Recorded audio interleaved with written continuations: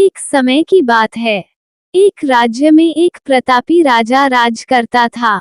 एक दिन उसके दरबार में एक विदेशी आगंतुक आया और उसने राजा को एक बहुत ही सुंदर पत्थर उपहार स्वरूप भेंट किया। राजा वह पत्थर देखकर बहुत खुश हुआ। उसने उस पत्थर से भगवान विष्णु की मूर्ति का निर्माण कर उसे राज्य के मंदिर में स्थापित करने का निर्णय लिया और मूर्ति के निर्माण का काम राज्य के महामंत्री को सौंप दिया।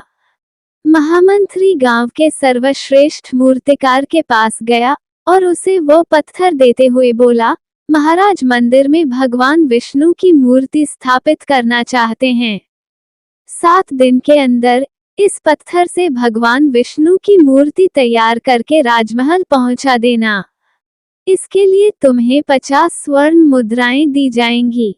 50 स्वर्ण मुद्राओं की बात सुनकर मूर्तिकार खुश हो गया और महामंत्री के जाने के बाद मूर्ति का निर्माण कार्य शुरू करने के उद्देश्य से अपने औजार निकाल लिए। अपने औजारों में से उसने एक हथौड़ा लिया और पत्थर तोड़ने के लिए उस पर हथौड़े से वार करने लगा, लेकिन पत्थर जस का तस रहा।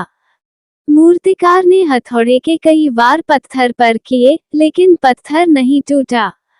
50 बार कोशिश करने के बाद मूर्तिकार ने आखिरी बार कोशिश करने के उद्देश्य से हथौड़ा उठाया, लेकिन ये सोचकर पत्थर पर प्रहार करने से पहले ही उसने हाथ खींच लिया कि जब 50 बार वार करने से पत्थर नहीं टूटा, तो अब क्या टूटेगा। वो पत्थर लेकर वापस महामंत्री के पास गया और उसे यह कहकर वापस कर आया कि इस पत्थर को तोड़ना नामुमकिन है, इसलिए इससे भगवान विष्णु की मूर्ति नहीं बन सकती। महामंत्री को राजा का आदेश हर हाल में पूरा करना था, इसलिए उसने भगवान विष्णु की मूर्ति बनाने का काम गांव के एक साधारण से मूर्तिकार को सौंप दिया। पत्थर लेकर मूर्तिकार ने महामंत्री के सामने ही उस पर हथौड़े से प्रहार किया और वह पत्थर एक बार में ही टूट गया। पत्थर टूटने के बाद मूर्तिकार मूर्ति बनाने में जुट गया। इधर महामंत्री सोचने लगा कि काश पहले मूर्तिकार ने एक आखिरी प्रयास और किया होता तो सफल हो गया होता और 50 स्वर्ण मुद्राओं का हकदार बनता।